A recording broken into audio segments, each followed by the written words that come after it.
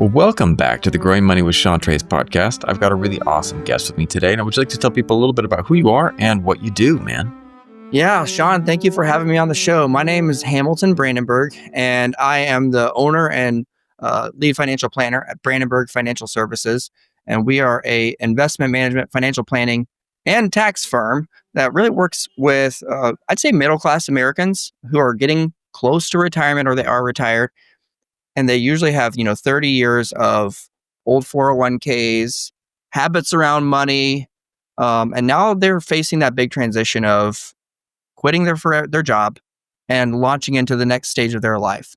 So we kind of assist them with planning and then helping them navigate through that retirement. So it's a lot of fun, the people I get to talk to. Every day is someone you get to talk to and enjoy their company, and also somebody who is facing a daunting but also really exciting part of their life. So it's cool to be a part of that. That's awesome, man. Well, what got you into it? What set you down this path of learning about finances and helping other people with their finances? That's a great question. I was a career changer into being a financial advisor. And, like a lot of your listeners, I worked at I started out in college with, hey, I really don't know what I want to do for the rest of my life. Yeah. And so I started working for General Motors for their financial company. They had recently acquired a captive lender. And so I was doing auto lending. I got into working in their outside sales, going to call on car dealerships and help them with the whole host of financial products that General Motors provides for their dealers. And, after a while, I realized that all roads are going to lead to Detroit. So I have a growing family. I have 4 kids now, and I was not really interested in moving around all the time. But I really enjoyed the process of meeting with a client and helping them strategize and helping them figure out what are their goals and how can they utilize their dollars to achieve what's most important to them. So I became a financial advisor. And honestly, I really didn't focus on retirees. I didn't have a very specific niche. I worked with anybody and everybody. And so I had some business owners in their 401ks. I had 22-year-olds and I had retirees and everybody. And I can remember one day, so my 4th kid was being born. Okay. I'm in the hospital and my assistant is calling me multiple times. Hey, this situation, what do we do about this? This person needs to place a trade and sell something. And at the time, because I was a career changer, I had left a pretty lucrative job. And I'm sitting there making a fraction of what I made before. I'm answering phone calls in the hospital as my 4th son is literally being born. And I thought, this is not why I became a financial advisor, right? I didn't become a financial advisor so that I'd make less money, not have a huge impact on the families I'm working with, and not have a good work-life balance. And I realized, I was trying to be everything to everybody. I was trying to control everything. So that was a really pivotal moment for me, where afterwards I sat down and I thought through a lot of my own processes for how am I running my business. And I also thought about who do I really enjoy working with and who are the clients that I'm adding the most value to.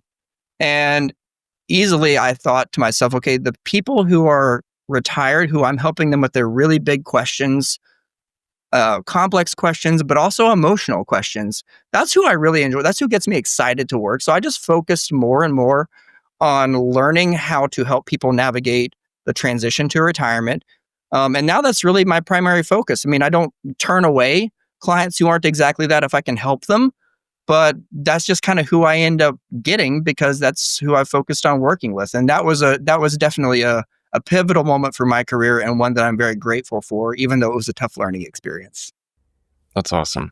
Well, it's interesting because, when people are trying to find their way, and sometimes we'll jump from here to there, but it's such a powerful, a thing to be able to sit there and go, well, you know what, this is what I love. This is, the thing I like doing. And it's such a powerful thing because when we look at retirement, it is, for many people, it's out there. It's out there.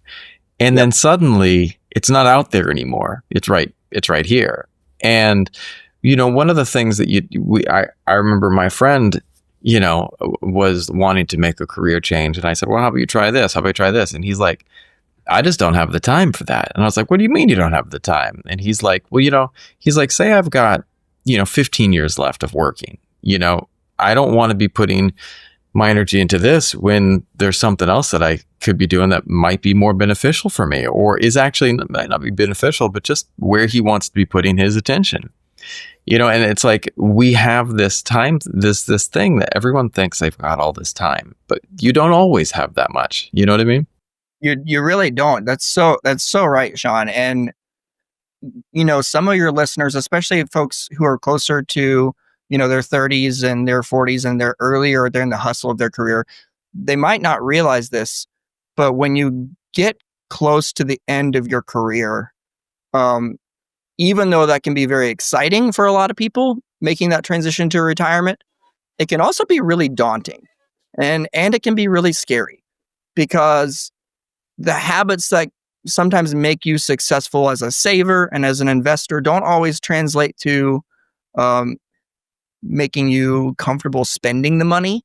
Mm-hmm. A lot of times you have your entire social life could be tied up in your career, or maybe not your entire social life, but a lot of it. Some of your best friends.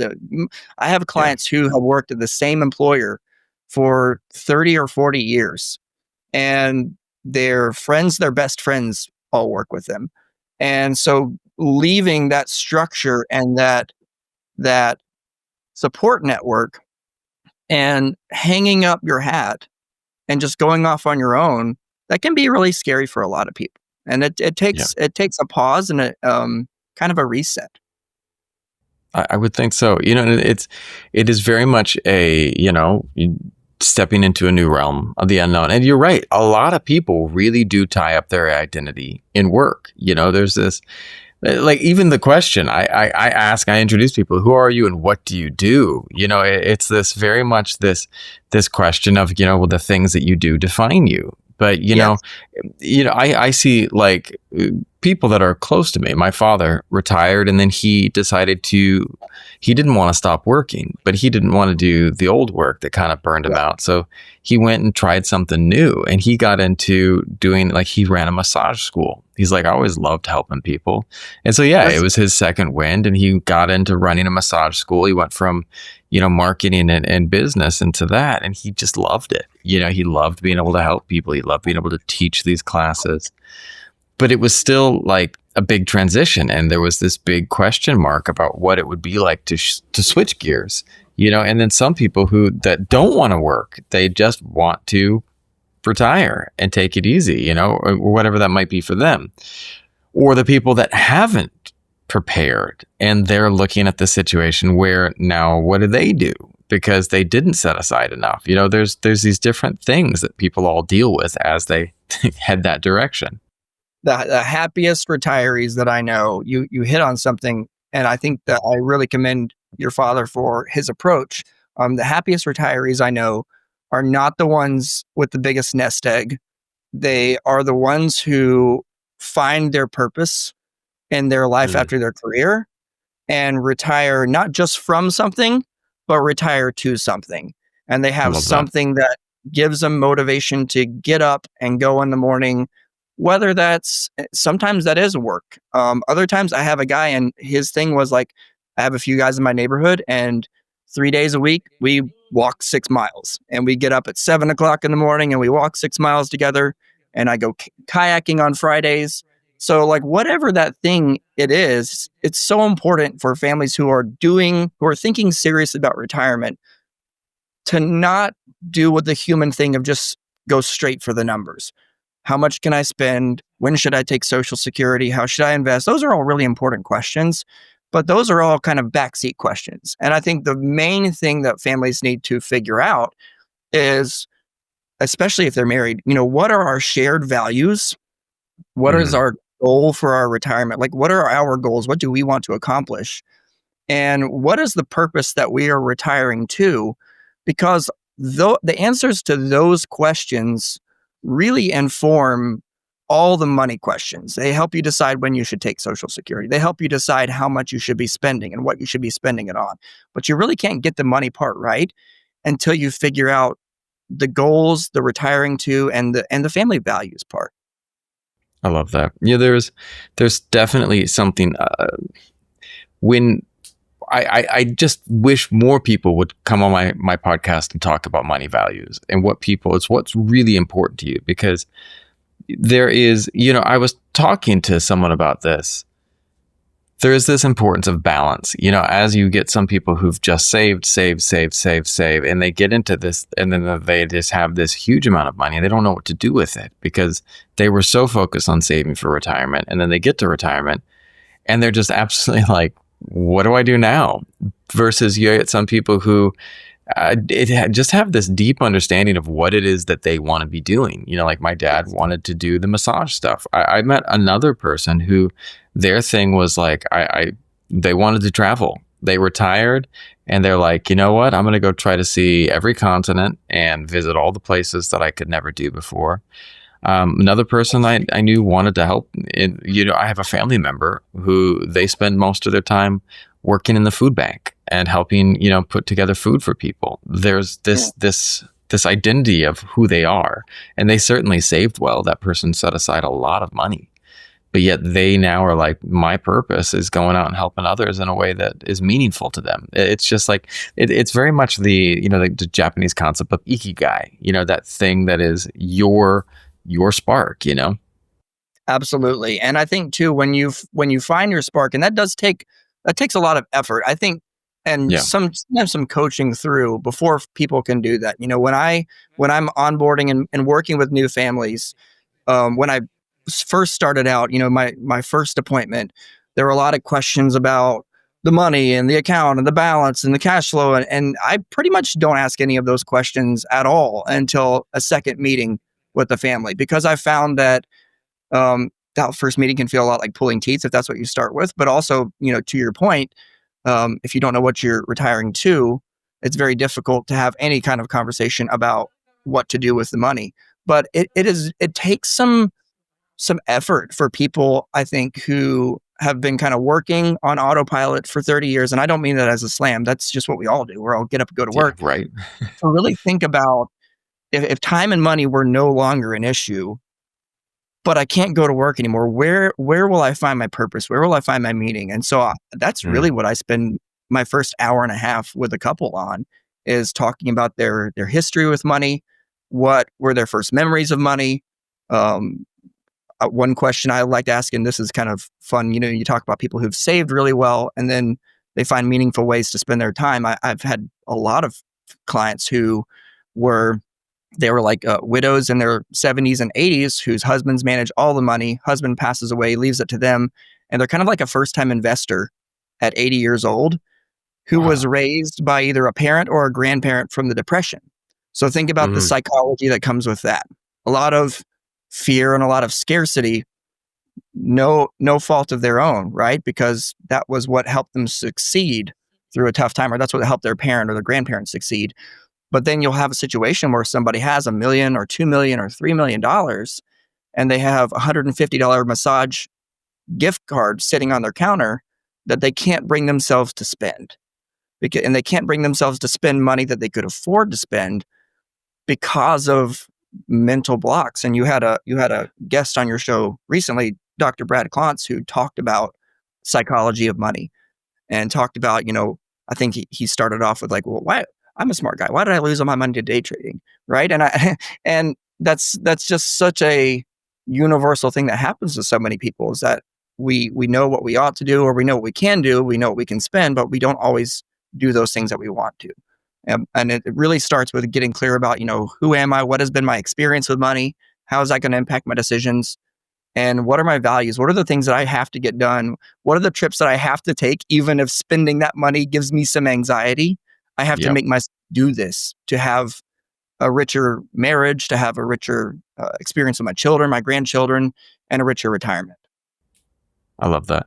And it's like, there are those things that you have to get done. And one of the things that I wish that, I love video games. I don't play much anymore, but I loved gaming back in the day. And one of the things that I love, I loved Call of Duty, Diablo. Give me any of the old good ones. Counter-Strike. I played Counter-Strike for days.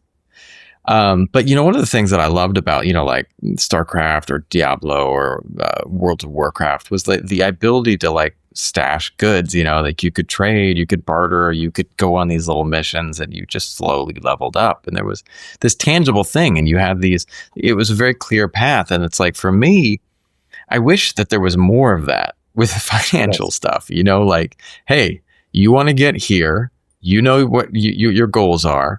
Like, let's look at how to gamify this. Let's look at how we can make this some fun, how we can make this a little bit more attainable to you. Because for me, one of the things that I think is interesting when, or challenging when I talk about retirement, when I talk about that stage of life with a lot of people, it's very abstract. Yeah. Like, this retirement is this thing, that's nebulous and unknown, and it's like people have a hard time even contextualizing, because they're so caught up in the now. And I mean, and this is an interesting thing. I have a friend who's actually right now battling terminal cancer. And when he's actually at peace with it. And so he's okay. But one of the things that he said is that he's like, my whole life I spent striving for something.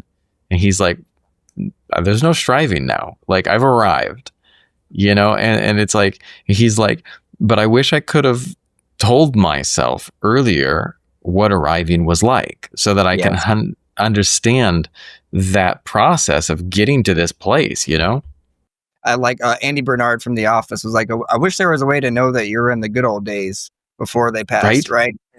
And that is so true. I have, I would even say too, the first step, that important first step of figuring out your goals and your values and working through what's my purpose in retirement going to be, that's really important.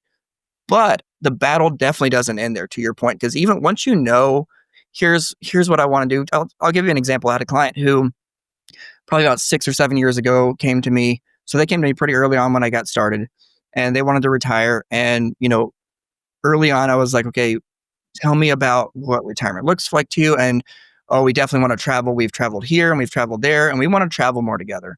And then they retired. COVID happened. Travel didn't happen during COVID. And then after COVID, you had, Russia and Ukraine happening. So they didn't want to go to Europe. And so years and years of their retirement are going by, and they're not traveling. And that was one of their important things. And so, like, at one of our last review meetings, I told the husband, I was like, listen, you're not spending your money the way you're supposed to. You're not spending it at all. It's just sitting there growing. So you either need to spend it, or you need to let your wife do one of the remodels that she wants to do. Either cut the check one way or the other, man. Like, spend this money and enjoy it, because you can't take it with you. And sure enough, I talked to them last week, and they've already booked a trip. So, but it takes some accountability sometimes to just feel like you have the permission to take money out, because one of the great ironies is that what makes you a successful saver doesn't make you a successful retiree, right? Thrift, frugality, saying no to yourself, putting more aside, that's great to help you accumulate wealth. But to really enjoy your retirement, you have to flip a switch and say, I'm going to be okay spending my wealth. I'm going to be okay selling my stocks or selling my bond, whatever the case is, and cashing that money out and giving money away to things that are important to me. And that's a hard adjustment for a lot of people to make. And sometimes it takes a few years of just making yourself do it until you become comfortable doing it, I think.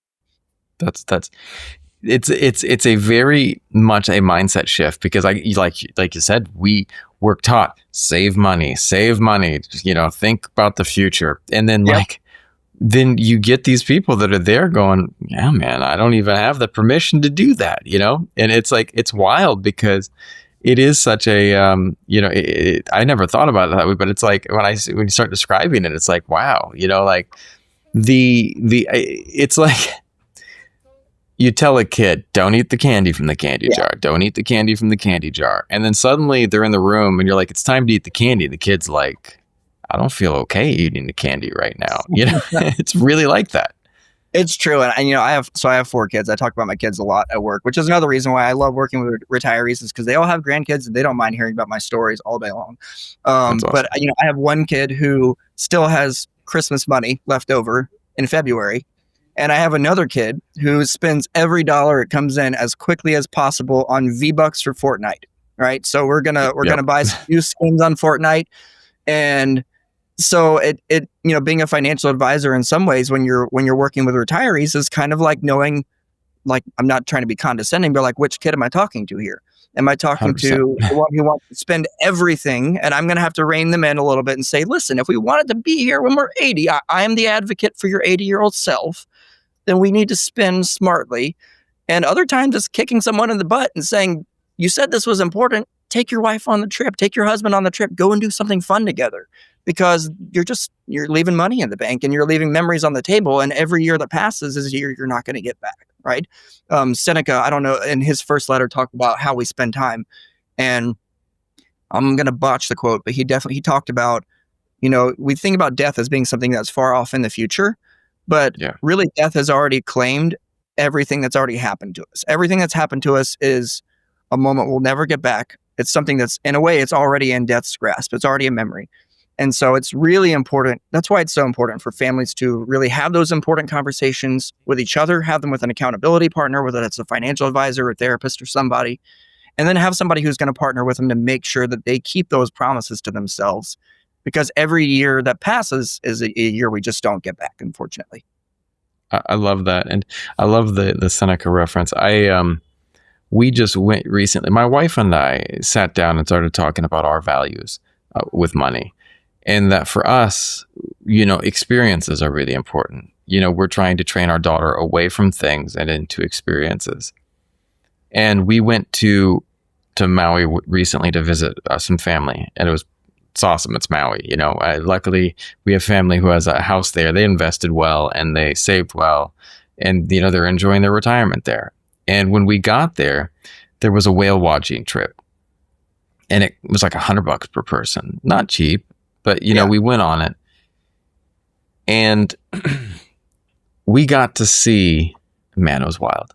The people, the tour guide said it was literally the most amazing experience they've ever experienced. For 45 minutes, a mom and her calf circled around the boat about 10 feet off the boat, and they were slapping their flippers against the boat. They were just like playing.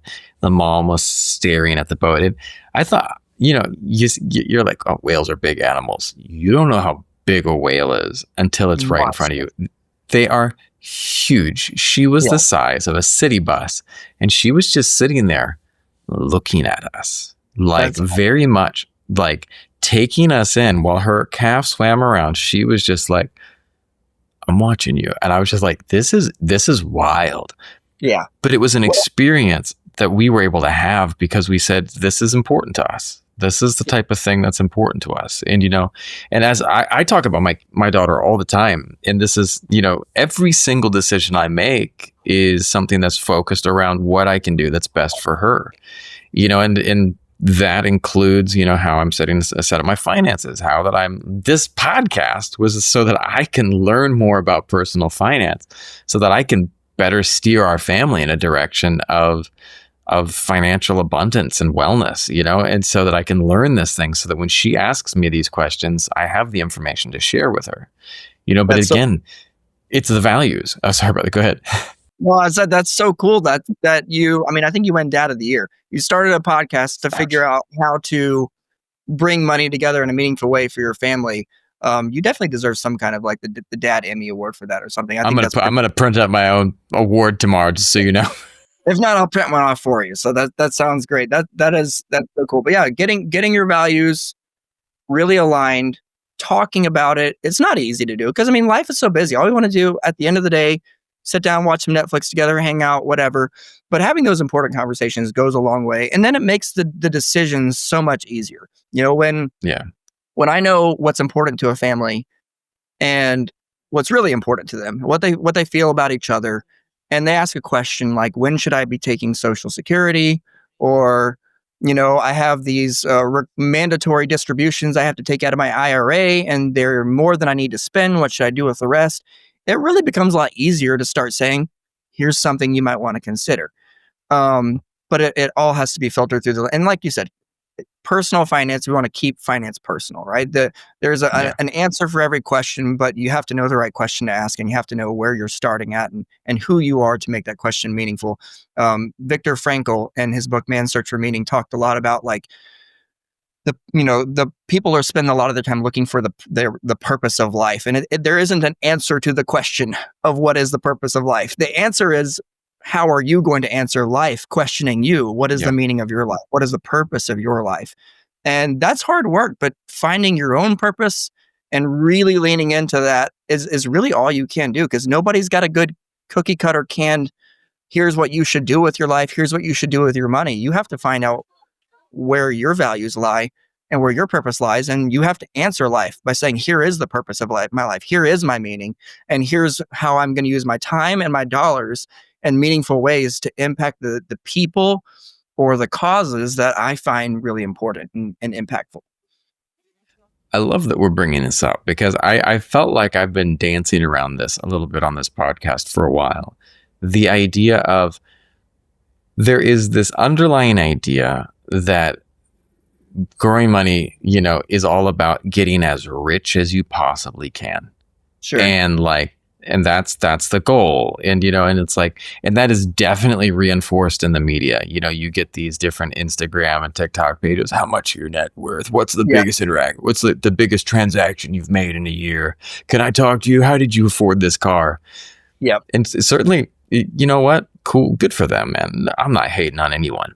But what we're starting to talk about, though, is like, and we've referenced Seneca and Viktor Frankl, and it's like, yeah, man, it's like we're looking at things from finances is much more philosophical than people get to, and it's like, there is this idea that this extreme wealth is the goal that everyone should have. But like, at the end of the day, every time I talk to my daughter, she's like, what is money? And, and I grew up with a conservative Christian background with my father. It was like, money is the root of all evil, That's and right. I was like, That's right. And I was like, hang on. But then I started learning, I was like, money's a knife, and, it's a knife that you can use to cook a great meal, or it's a knife that you can use to cut someone or cut you, but it's simply a tool.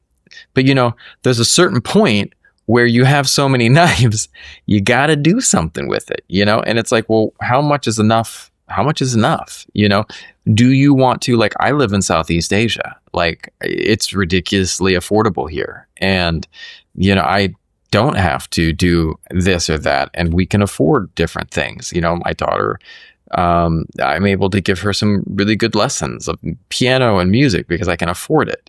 And you have to think about what's important for you. I would love for her to come back and have certain experiences in the West, but it's like, for right now, this is what's important to me. And it took me time to figure that out. It takes everyone time, but it's not a one size fits all, It really does. And if I can bore your listeners, and I promise this is my last Seneca quote, but Seneca said, if you ask me what the proper limit to someone's wealth is, first it's having enough, or first it's having what's necessary, and then it's having enough. And I feel very similar to you. My wife and I made a big transition ourselves a few years ago. We're pretty crazy, but we feel the same way.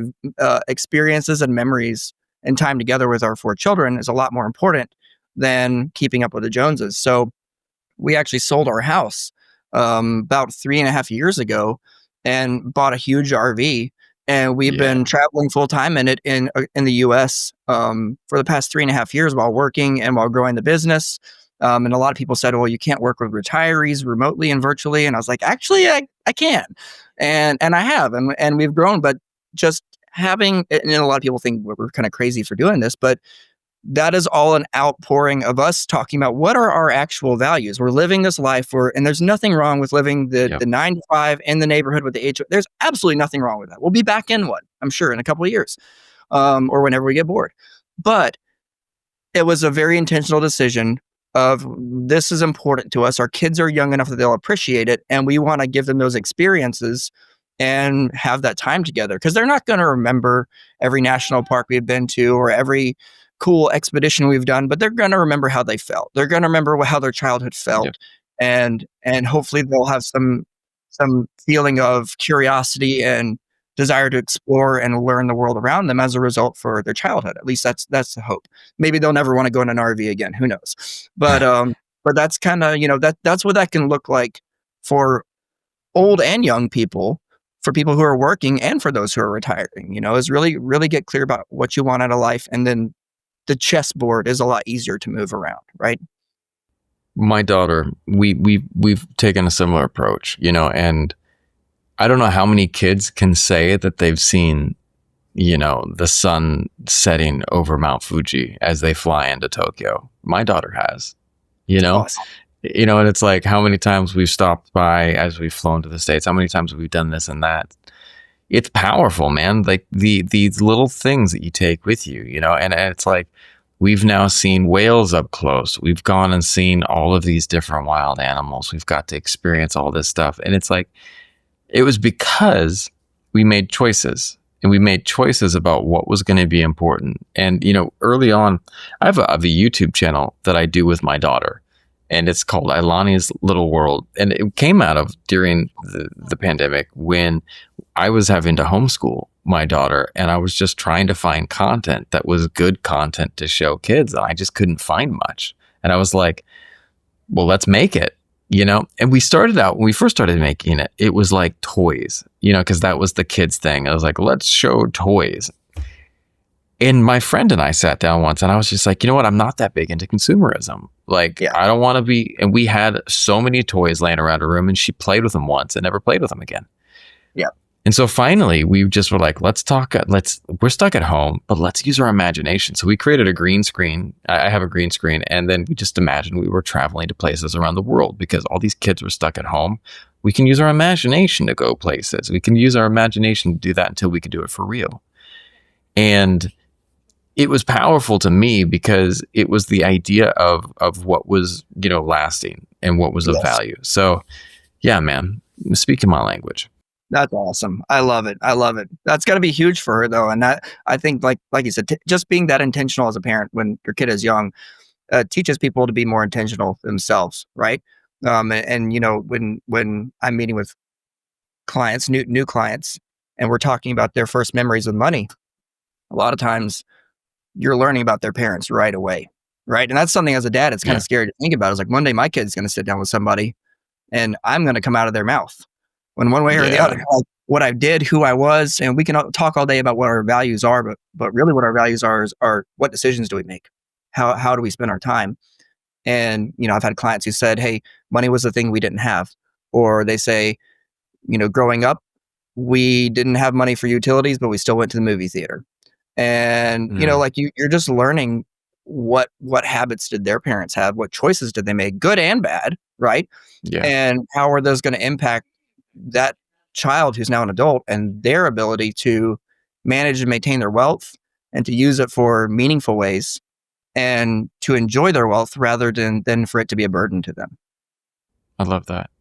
Well, it's like, it's interesting because, you're working with people that are heading toward retirement, but like really the age that we should start talking to people about like retirement is at our children's age. When you talk to them about the reality that you're going to have this career, you're going to have this time, and you have to grow this in a way that's healthy and works for you, 100%.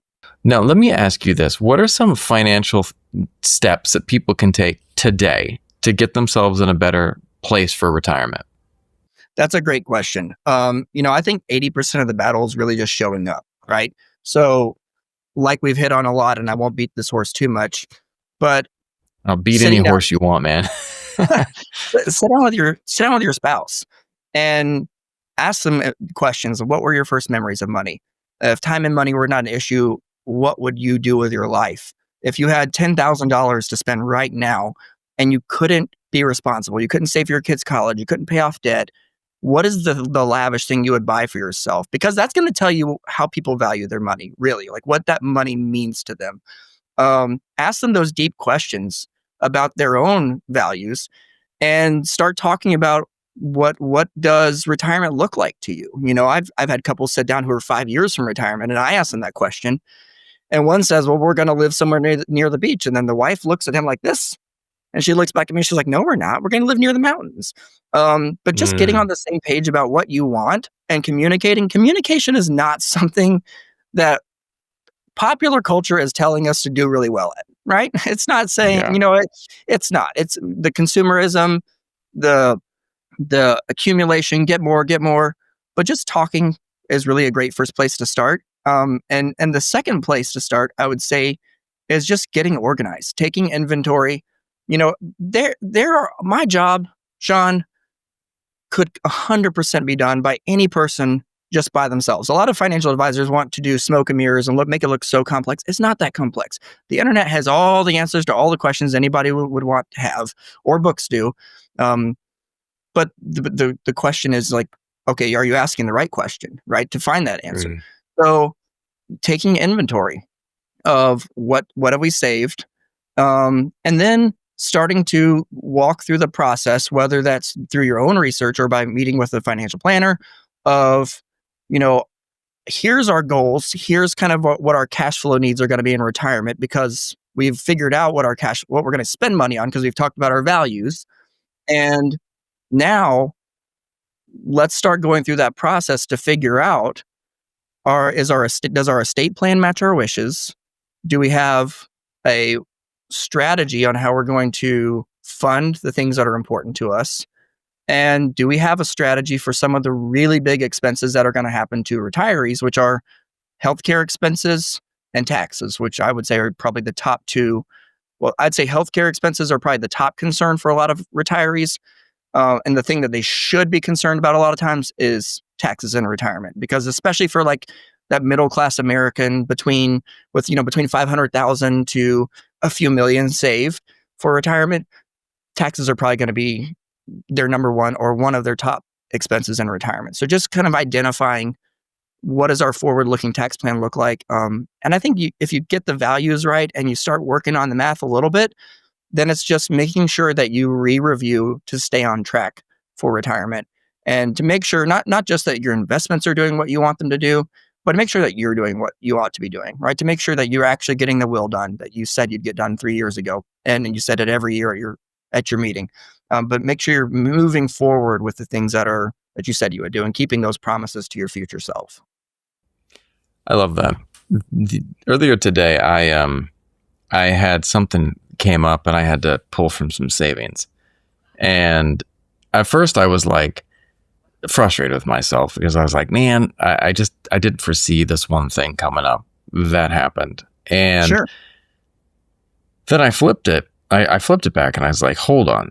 I need to thank my past self for saving that money, for putting things aside. And I think that, like, one of the things that you're sharing with me is like, we can do things now so that our future self will be just sitting there going, thank you, past Sean, you had my back. And we might not be able to see it, but it really does have repercussions on our future, It really does. When you have an emergency fund, it no longer is an emergency fund. It's now a convenience fund, right? Because the thing that you had to spend it on is no longer an emergency. It's just an inconvenience. And you conveniently had the money on hand to pay for it. I would say too, for people who, this is a little technical, I hope it's not too deep in the weeds, but for people who are like maybe 10 years from retiring or less, one thing that's really important to look at, especially here in the US, where people are saving a lot in 401ks that are pre-tax, is to look at, okay, what is my tax bracket right now? If I'm putting money in on a pre-tax basis, so I'm getting a deduction for money going in, but it'll be taxable coming out. And then based on my cash flow needs, what would my tax bracket be in a retirement?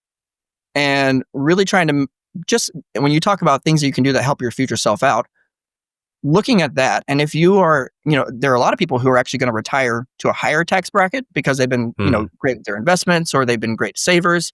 And so, being tax sensitive to say, maybe I should start putting more money in on an after-tax basis so that it comes out tax-free in retirement, because my tax bracket in retirement is actually going to be higher than it is now. Strategies like that, I think, there's small things that you can do. There's small adjustments you can make that really go a long way in increasing your spending power in retirement, reducing unnecessary taxes, because I believe you should pay every penny that you owe, but you should not leave the IRS a tip just because you didn't